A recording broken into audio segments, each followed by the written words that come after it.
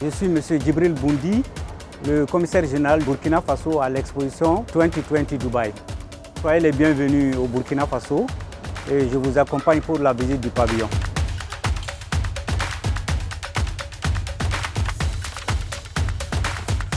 Il faut dire que le Burkina Faso est situé d'abord en Afrique de l'Ouest, au cœur de l'Afrique de l'Ouest, entre la Côte d'Ivoire, le Ghana, le Bénin, le Togo, le Niger et le Mali.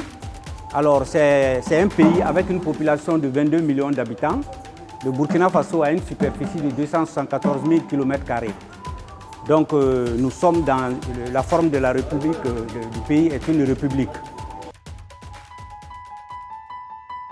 Le thème de notre participation porte sur la durabilité. Nous sommes dans le district de la durabilité et nous avons mis l'accent sur les potentialités économiques de notre pays. Donc vous pouvez le constater, nous avons ici déjà, en matière d'artisanat, une structure en bronze qui représente un porteur d'eau qui porte de l'eau à travers dans les villages pour pouvoir approvisionner les populations. Et nous avons ensuite certains produits forestiers et non ligneux et certains produits oléagineux. Et comme vous pouvez le constater, nous avons le jujube qui est un produit forestier qui n'est pas beaucoup connu à travers le monde mais qui est assez connu au Burkina Faso. Nous avons une potentialité qui est là, la noix de cajou, que nous, vraiment aujourd'hui, qui apporte beaucoup de devises au Burkina Faso. Nous avons l'amande de karité qui est aujourd'hui une potentialité qui apporte également beaucoup de devises à l'économie burkinabé. Et nous avons ici le sésame. Et vous le savez, le sésame fait partie des principaux produits d'exportation du Burkina Faso aujourd'hui. Et nous l'exportons essentiellement vers le continent asiatique. Donc vous pouvez le constater aussi, nous avons mis l'accent sur les produits de l'artisanat, notamment la sculpture, et la sculpture du bronze qui est une des spécialités du Burkina Faso.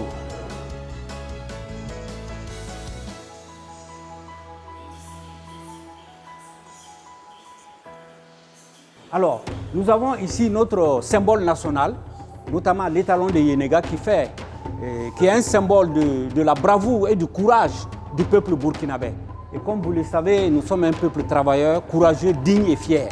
Et voilà notre symbole national, l'étalon de Yenega. Donc, nous avons le chapeau de l'hospitalité au Faso. Lorsqu'un étranger vient chez nous, nous lui offrons ce chapeau en signe d'hospitalité. Donc, c'est un signe distinctif du Burkina Faso. Comme vous pouvez le voir aussi, nous n'avons pas oublié le monde des enfants. Nous avons prévu dans notre pavillon national un espace pour les enfants. Et ça, ce sont des jouets. Ce sont des jouets pour les enfants, pour permettre aux enfants quand même de s'amuser et vraiment de se recueillir très bien dans le pavillon national. Nous avons ici les instruments de musique. Nous avons un espace qui est destiné aux instruments de musique. Nous avons ici le balafon, qui fait partie de notre tradition. Et vous le savez, ça contribue lors des différentes cérémonies. Nous avons le bendré, qui est aussi un instrument traditionnel et très ancien du Burkina Faso. Et ça fait vraiment, ce sont nos valeurs culturelles qui est là. On appelle ça le bendré. Et vous avez à côté ici le djembé. Voilà, vous avez ici le djembé. C'est vraiment une fierté nationale et ça fait partie de nos valeurs culturelles.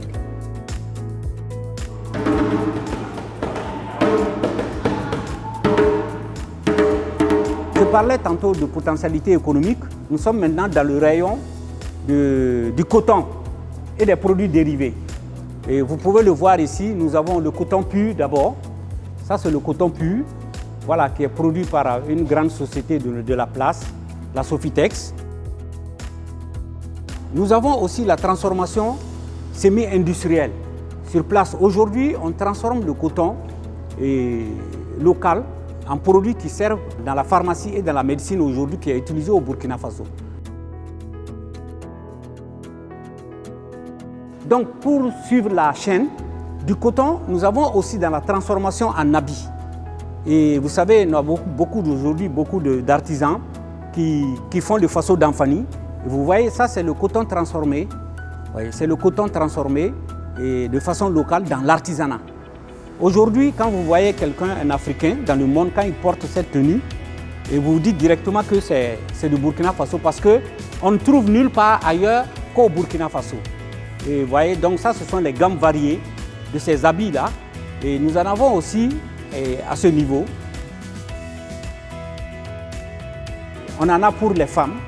Vous voyez, c'est le Faso d'Anfani. Vous voyez, c'est le pur coton du Burkina Faso qui a été transformé en habillement féminin. Et ça aussi, c'est de l'habit Faso d'Anfani. C'est de l'habillement Faso d'Anfani. Et comme je l'ai dit, nous avons aussi voilà, le boubou, le grand boubou en Faso d'Anfani, vraiment qui est de type royal et très imposant. Lorsque vous portez ça, vraiment, vous vous sentez vraiment à l'aise. Alors, nous n'allons pas oublier un volet très économique de notre pays. Et voici les différents types de roches que nous avons au Burkina Faso. Et comme vous savez, l'or est le premier produit d'exportation du Burkina Faso. Après l'or, nous avons le coton. Donc, nous avons amené les différents types de roches voilà, qu'on trouve. Nous avons 26 espèces ici. On a 26 espèces de roches qui sont exposées ici.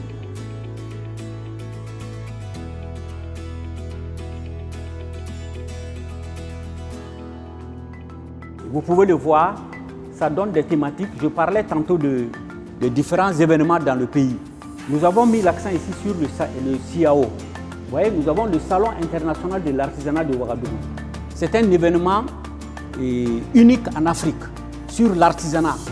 Et au cours de CIAO, tous vraiment les grands acheteurs internationaux, les grands professionnels africains de l'artisanat se retrouvent pour échanger avec les différents partenaires à l'international. Alors, nous avons mis, comme je dis ici, ça c'est des panneaux de la culture. Nous avons des événements de masques qui se tiennent au Burkina Faso chaque année.